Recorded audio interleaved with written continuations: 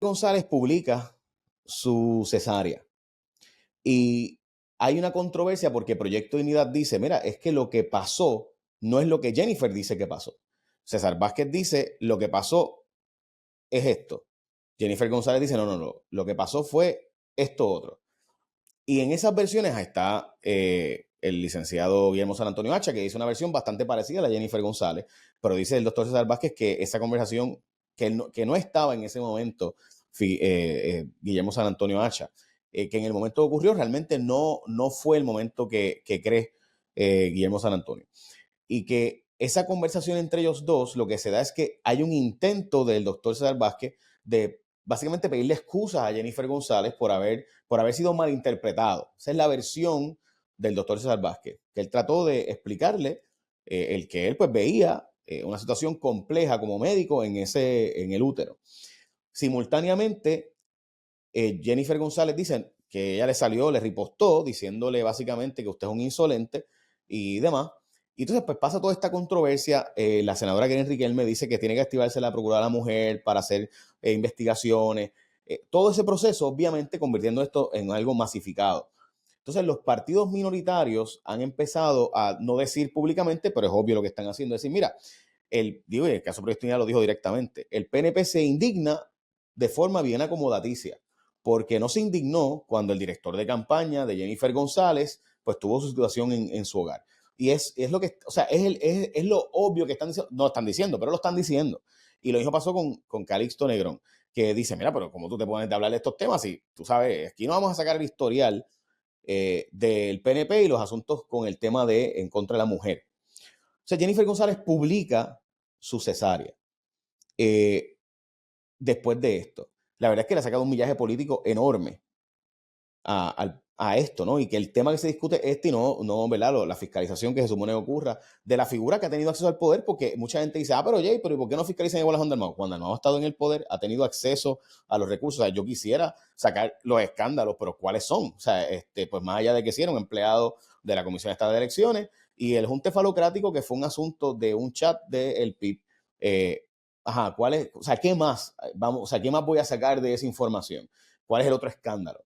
Entonces, en el caso de Jesús Manuel, pues ya salió el escándalo de él. O sea, salió el tema de Anaudi, lo hemos mencionado, lo hemos dicho, de su relación con Anaudi, que él sí refirió a una gente que Anaudi recomendó para que le dieran puesto en posiciones del gobierno. Esos son los datos, eso ocurrió, él testificó en cuanto a eso en la autoridad, al Tribunal Federal. So, no hay un historial que yo pueda sacar de administración de ellos en la práctica. En el caso de Javier Jiménez, pues honestamente lo único que he sabido fue una controversia que él tuvo cuando salió que su hijo estaba trabajando en el tema de los seguros del gobierno. Eh, y pues sí, o sea, ese tema salió, se lo sacó el Caribbean Business hace tiempo, donde se planteaba básicamente ¿verdad? Que el municipio había cambiado la estructura de los seguros y que el hijo podía haberse beneficiado. Desconozco si finalmente el hijo se vio beneficiado o no. La impresión que me dieron a mí es que no. Pero honestamente, pues no hay un escándalo que tú puedas decir, mira, esto y esto y esto y esto de Javier Jiménez. En la práctica, quien único ha estado con acceso al poder y ha estado en un verdadero poder es Jennifer González. De hecho, cuando dicen que Jennifer González no ha administrado, eso no es cierto. Jennifer González administró la Cámara y el presupuesto de la Cámara son 60 millones de pesos. 3 veces más que el municipio de San Sebastián, por si acaso. Ha habido una administración. Pero en su impresión, esto de publicar la foto y el video de la cesárea, ¿es algo que le beneficia o que le afecta? Fíjate, yo creo que es muy lamentable para el país cuando la discusión baja a unos asuntos tan personales como eso.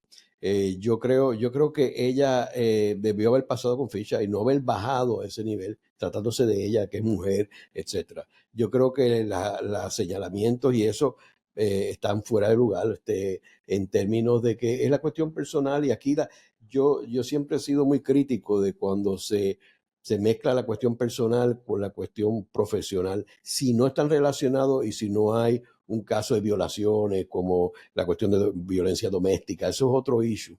Pero la salud, por ejemplo, en Estados Unidos ahora que ha salido el tema porque Kamala sacó a reducir el informe, entonces Trump lo que sacó fue unas cartas de unos amigos médicos, pero él no ha sacado el récord de él, de Walter Reed, que tiene todo el récord del presidente de Estados Unidos. ¿Por qué no lo saca? Ujú. Y yo creo que ahí es relevante, porque tú quieres saber si tú estás eligiendo un presidente que tiene un cáncer en el páncreas o Ujú. si tiene problemas del corazón. Y eso no es ningún problema. Eisenhower tuvo 2 ataques al corazón cuando era presidente y no pasó nada. Se atendió y Nixon era el vicepresidente y estaban listos para asumir el rol. Pero yo creo que esto no procede y yo no creo que hay espacio para coger ese. ¿Y por qué César Vázquez trata el tema? Porque mi impresión es que César Vázquez estaba planteando una controversia que no en Puerto Rico no se entiende porque aquí no hay esa No. controversia.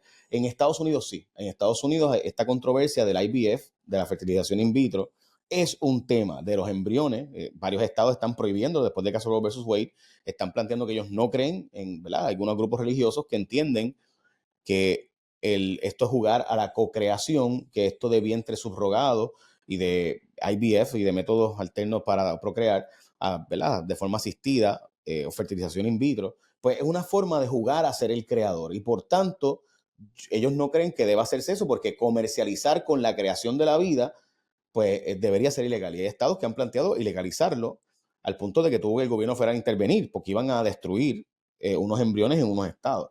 Y estados como Alabama, ¿verdad? Han estado planteando la prohibición de este tipo de práctica. Esa controversia en los Estados Unidos se ha dado. Y yo entiendo que César Vázquez plantee bueno, lo que pasa es que aquí los verdaderos conservadores somos nosotros. Porque ¿dónde ha estado la comisión residente cuando 1, 2, 3, 4, 5, 6, 7, 8, los temas conservadores que ellos han planteado?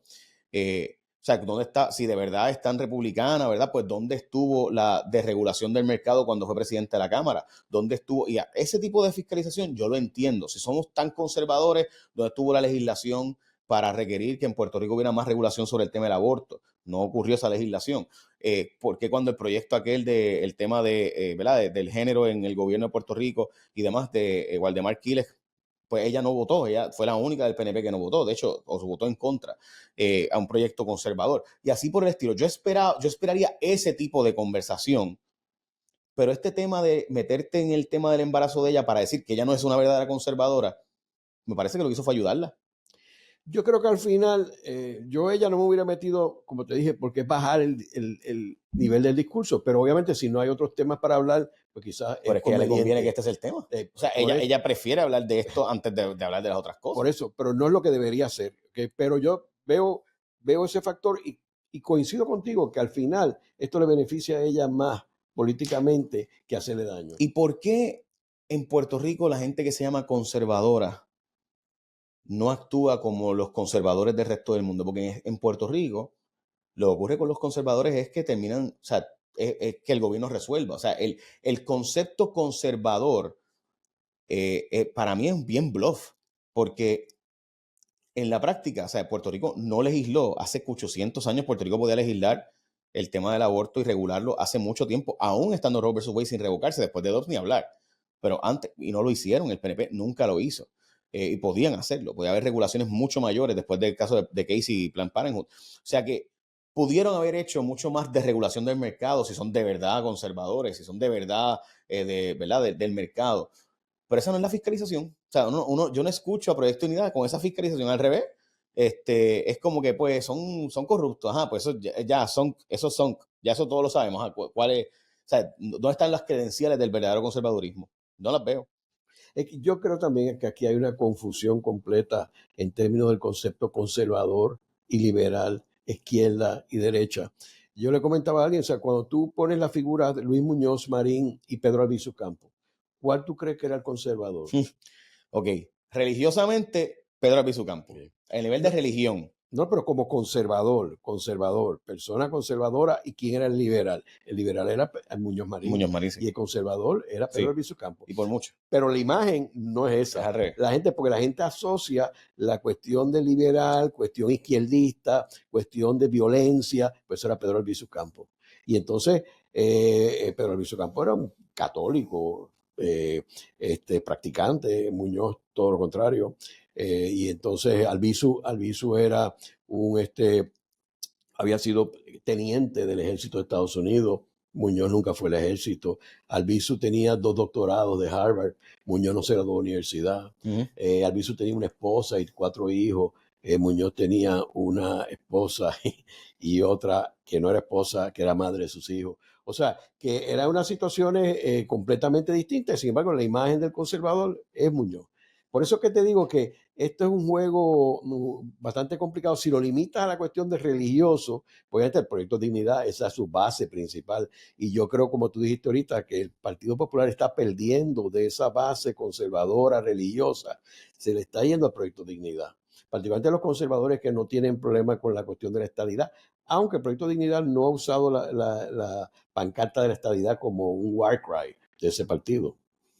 De hecho, parte de la campaña de Jennifer González ha sido, esto es un voto perdido, votar por estos otros partidos es voto perdido. Y yo creo que un poco el voto de la gente que vota por esos partidos es voto protesta. So, no es perdido, es que yo quiero dar una protesta. Eso. O sea. Es un rechazo al bipartidismo. Tienes por un lado el proyecto de Dignidad y por otro la alianza. Profesor, a ver, o sea, que a 3 semanas de las elecciones, 22 días de las elecciones, el tema de nuevo en Puerto Rico sea cosas que obviamente no podemos ni controlar. Por ejemplo, la Junta dice, Luma se va a quedar, pues que no hay break aquí. Pero la campaña completa del Partido Popular es Luma se va. Básicamente nosotros vamos a cancelar a Luma y esa es la que hay. Lo mismo ocurre con los otros dos partidos, excepto el Proyecto de Unidad, que ha dicho que lo va a estudiar por 90 días y entonces tomar una decisión de si Luma va a cancelar el contrato o no. Todo eso es basofia, o sea, todo eso es falso, o sea, no es real. Es una farsa porque todo el mundo sabe que el control de eso no está en las manos necesariamente del gobierno de Puerto Rico. Que de hecho, este proceso está refrendado por el Tribunal Federal. Así que el proceso de contrato temporero, pero de deudor en posesión, está en el Chapter 9 de la jueza Taylor Swain. So, o sea, o sea, yo escucho estas cosas y me quedo como que yo entiendo políticamente, pero es tan poco serio. Por ejemplo, el tema de que los últimos apagones todos han sido de Genera. Ni uno ha sido de Luma. Todos han sido de Genera. Todos han sido un problema de generación de energía eléctrica en Puerto Rico. Pero eso, de nuevo, el país vive enajenado de la diferencia entre Luma y Genera. Y tú tienes que ir otra vez a la raíz de por qué tenemos a Luma y Genera aquí, porque el gobierno federal no le iba a enviar dinero a Puerto Rico para reconstruir esto con gobiernos corruptos. Y en eso, si tú miras lo que dice Trump dice, en caso de Donald Trump es categórico, él dijo, todos los políticos en Puerto Rico son corruptos o incompetentes.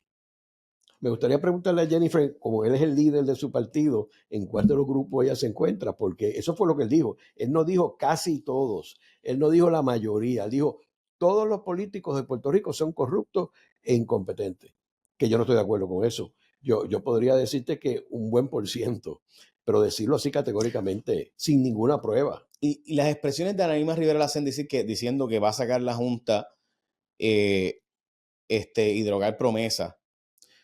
Pues, o sea, yo escucho esas cosas y yo me echo a reír porque es como que, sí, porque Estados Unidos va a soltarte 90 billones de pesos en fondos federales sin ninguna supervisión. Sí, seguro. O sea, o sea, no, there's just no break. O sea, no hay break. Entonces son gente seria, son gente que uno piensa que son personas que que saben la verdad. Entonces, pues tengo que decir lo que políticamente es cool. Pues entonces, pues, ¿por qué te hace diferente el PNP y el Partido Popular si vas a decir las cosas que te convienen políticamente y no la verdad? Porque la verdad es que no puedes sacar la Junta, no puedes eliminar promesas, solo va a decidir el Congreso.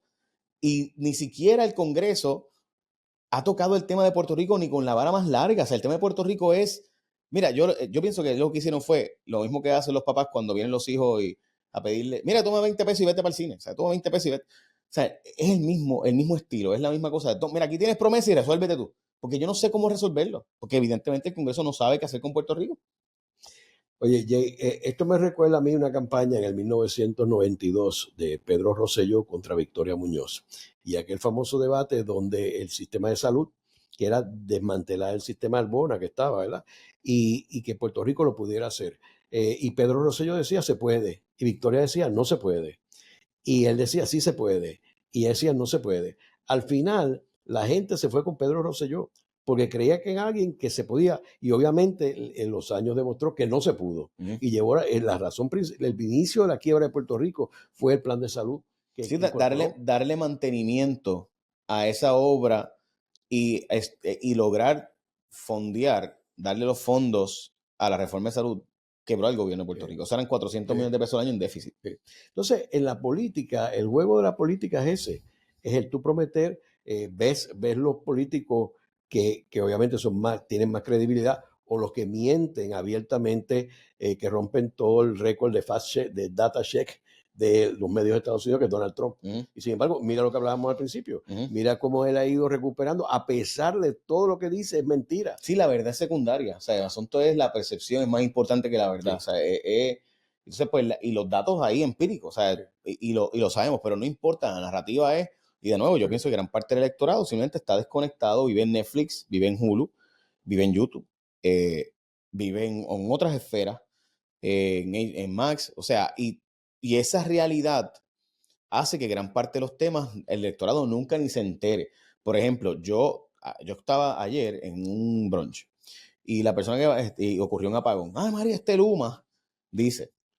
Y chequea, avería en la unidad central San Juan. La persona está al lado mío, pero yo no estoy compartiendo con esa persona. Y dice, esto fue en San Juan, eso no tiene que ver conmigo. Y eran personas evidentemente sofisticadas, personas evidentemente acaudaladas, se notaba, o sea, y yo me quedo como que, primero, que Luma no administra las plantas, esa planta de Genera la administra New Fortress Energy y Genera PR. O sea, Genera, no es Luma. Y segundo, que el sistema en Puerto Rico no está segmentado. Todas las plantas generan energía y se llevan a un centro de distribución que es el mismo. Tú no recibes energía de la central San Juan porque estés en San Juan. Tú puedes estar en Ponce y recibir energía de San Juan. Obviamente se tiende a poder segmentar para evitar, ¿verdad?, que pase tanto por los cables. Pero realmente en Puerto Rico los cables, la mayor producción es en el sur y pasan por cables al norte. En la práctica, básicamente todo el mundo recibe luz de la zona sur, incluyendo la gente de San Juan. Pero eso, de nuevo, esa conversación pues no se entiende. Pues lo fácil es decir, pues Luma para afuera. Y pues no cambia nada, porque en la práctica, pues genera el problema ahora porque tenemos un problema de generación todos los días. Cada vez que hay una falla en cualquier cosa se va la luz, porque es que simplemente no hay suficiente generación ante el calor terrible histórico que estamos viviendo.